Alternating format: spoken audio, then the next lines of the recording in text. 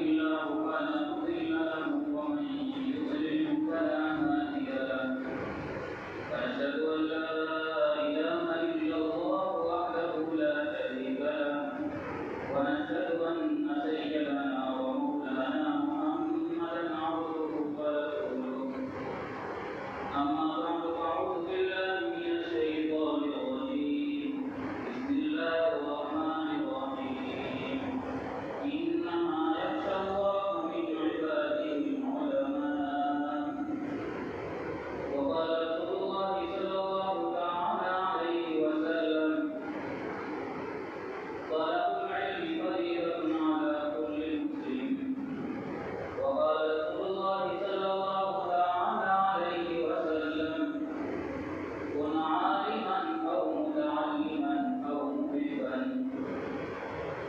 أو كما قال عليه الصلاة والسلام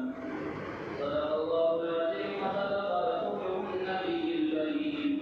ونحن على ذلك من الشاهدين والشاكرين والحمد لله رب العالمين.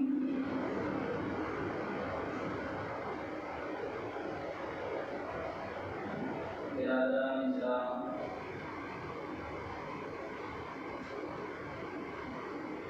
عزیز پیارے بھائیوں، اللہ رب العزت کا بے انتہا کرم اس پاک ذات نے ہم سب کو علم دین کی قبول فرمایا۔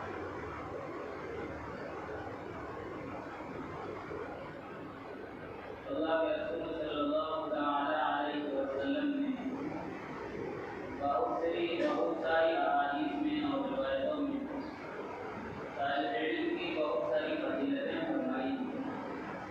علم دین کو حاصل کرنے والے کی بہت ساری فضیلتیں ارشاد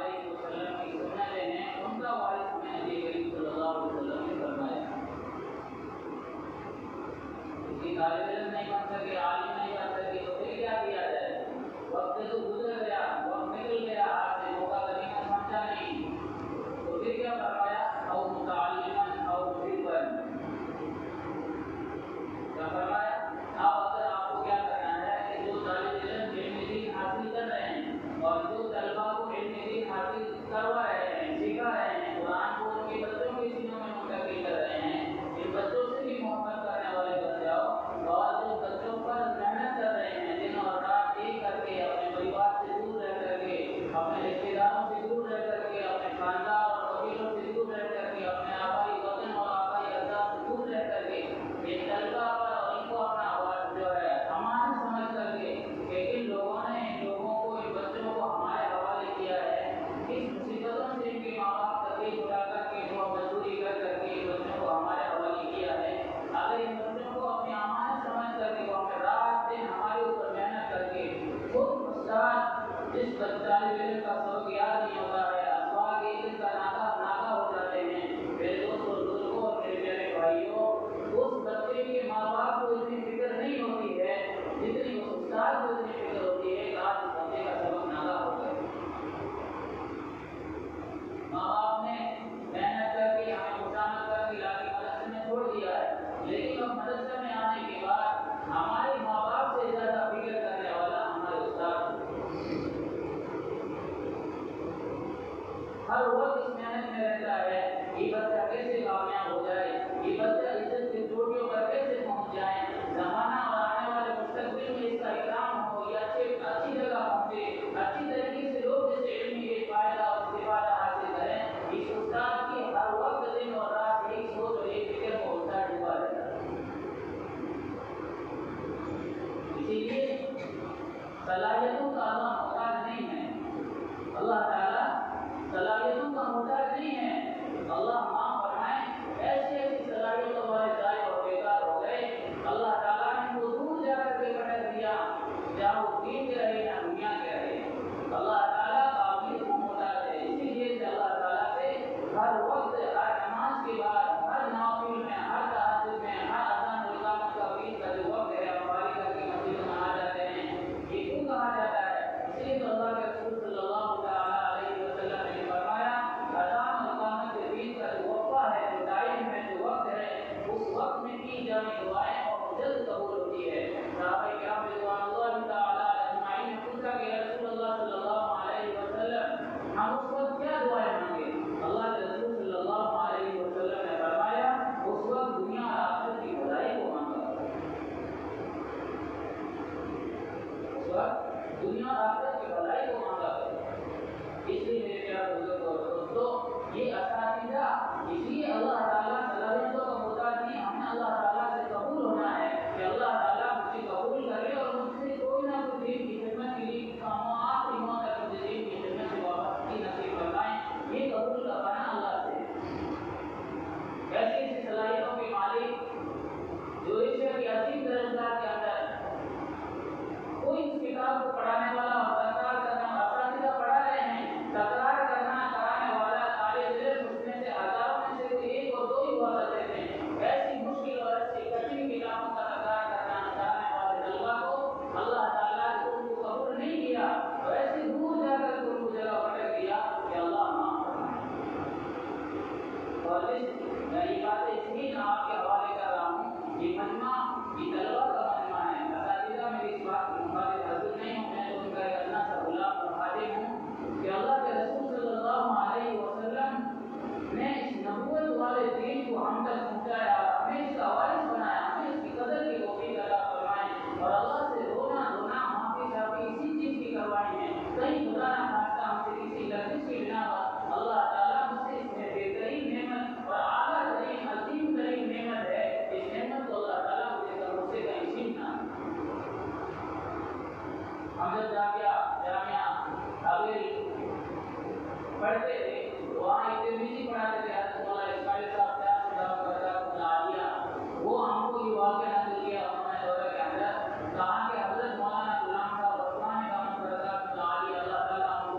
نصیب فرمائے، ان کے سائنہ کو تعبیر ہمارے طور پر قائم اور دائم فرمائے، وہ بہت زیادہ ان کی صلاحیتوں کی وہ نہیں تھی مالک، جہاں سے آپ کے ناظر حضرت مولانا پڑھ کے آئے وہاں سے، تو وہ فرمایا کرتے تھے کہ حضرت مولانا غلام صاحب جب ہم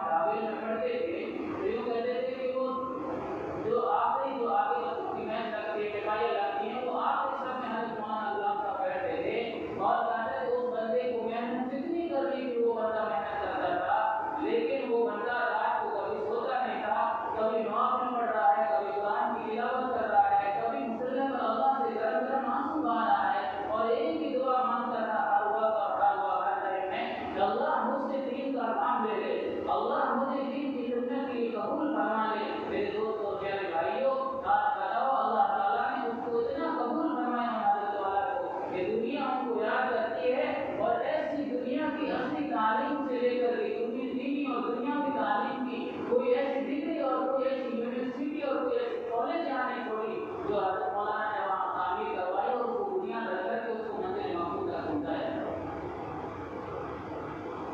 اللہ تعالیٰ صلاحیتوں کے محتاج نہیں ہے، اللہ تعالیٰ ہمیں اللہ تعالیٰ کی قبولیت مانگنا ہے۔ اللہ اس علم کے لیے ہم آئے ہیں، اس علم کو سیکھنے کے لیے اور اس علم کو حاصل کرنے کے لیے ہم یہاں آئے ہیں۔ یہ میرے دوستوں بزرگوں، یہ بہت عظیم ترین نعمت ہے، اس نعمت کو ہمیں لینا ہے، اس قدر کے ساتھ لینا ہے، ادب کے ساتھ لینا ہے۔ اساتذہ کا ادب ہو، اعلیٰ علم کا ادب کرنا بہت ضروری ہے۔ جب تک اعلیٰ علم کا ادب ہمارے سینوں میں نہیں آئے گا، استاد کا ادب اور استاد کی دلی ادب اور دلی محبت جب تک ہمارے دلوں میں نہیں آئے گی، استاد کی دلی محبت جب تک ہمارے دل میں گھر نہیں کرے گی، اور مدرسے کے ادنا سے ادنا خادم اور غلام اور نوکر کا اور ادنا سے ادنا کام کرنے والے کا بھی جب تک ہمارے دل کے اندر ادب و احترام اور دل سے اس کو جب تک بڑا نہیں سمجھیں گے اور دل سے ان کی عزت اور ادب و احترام نہیں کریں گے، میرے دوستوں بزرگوں علم ہم کو نہیں حاصل ہوگا۔ اسی لیے تو کیا کہا ہے کہ علم جب تک آپ کو اتنا حصہ بھی نہیں دے گا، تم اپنے کو پورا کا پورا علم کے حوالے کر دو گے، مکمل طور پر تم اپنے آپ کو علم اور علم دین کے حوالے کر دو گے، تب جا کر کے علم اپنا تھوڑا سا حصہ دے گا، آپ کو تھوڑا سا حصہ دے گا۔ اسی لیے میرے عزیز طلباء اور بزرگوں کہ ہمیں اس علم کو حاصل کر رہے ہیں، ہم بہت قیمتی ہے۔ نہ معلوم ہمارے ماں باپ نے کس کس مشکلوں سے رہ کر کے ہمیں یہاں چھوڑا ہے، ہماری مائیں ہمارے لیے کتنی تکلیف اٹھا رہی ہوگی، ہمارے بھائی ہمارے لیے کتنی تکلیف اٹھا رہی ہوگی، نہ معلوم کیسی کیسی محبتیں اور کیسی کیسی قربانیاں دے کر کے ہمیں اس چارچوباری کا اندر لا کر کے چھوڑا ہے۔ تو ہمارا یہ فرض بنتا ہے کہ ہم اساتذہ کو بھی خوش کرنے کی کوشش کریں، مدرسے کے ہر طریقے سے ادب و احترام کریں، قرآن کریم کا، اپنی کتاب کا، اپنی ڈبائی کا، درسگاہ کا، ان تمام چیزوں کا ادب و احترام کے ساتھ علم حاصل کریں گے تو یہ علم ہمارے لیے نافع علم بنے گا، نفع دینے والا علم بنے گا۔ ورنہ علم تو حاصل کر لیں گے، کتابیں پڑھ لیں گے، اعلیٰ قسم کی صلاحیتیں ہمارے اندر آ جائے گی، اس کا ایک بار کتاب پڑھیں گے فٹافٹ ہمیں سبق سمجھ میں آ جائے گا، تکرار کرنے سے پہلے ہمارا کوئی سبق سمجھ میں آ جائے گا، لیکن جب تک ان چیزوں کا ادب و احترام ہمارا دل کے اندر نہیں ہوگا، اس لیے میرے دوستوں علم ہمیں تھوڑا سا حصہ بھی نہیں دیتا۔ علم اللہ تعالیٰ ادب والوں کو دیتا ہے، بے ادبوں سے اللہ تعالیٰ چھین لیتا ہے۔ ادب نصیب، بے ادب بے نصیب ہوتا ہے۔ اس لیے اعلیٰ علم کا ادب، اساتذہ کا علم، ادب ہر طریقے سے ان تمام چیزوں کا علم کا ادب کرتے وقت چلے گئے، اللہ تعالیٰ ہمیں اور آپ عمل کی دولت سے مالا مال فرمائیں گے، اور زندگی میں ہی ابھی طالب علم کے زمانے سے عمل کی کوشش کریں، عملی مشق کریں، ثواب تذکرہ ہے، سوال میں ناشتہ ہے، اعتبار سے ہے، اذکار ہے، قرآن کریم کی تلاوت کا عادی ہے، اسی طالب علم کے زمانے میں ہم بنیں گے، آگے جا کر کے ہمارا یہ عمل باقی رہے گا، اور ابھی سے عمل نہیں ہے، آگے جا کر کے عمل باقی رہنے والا نہیں ہے۔ اللہ تعالیٰ مجھے آپ کو ایسے عمل کی توفیق عطا فرمائے۔ Thanks for watching. Don't forget to like, comment, share and subscribe to Al Wahid channel.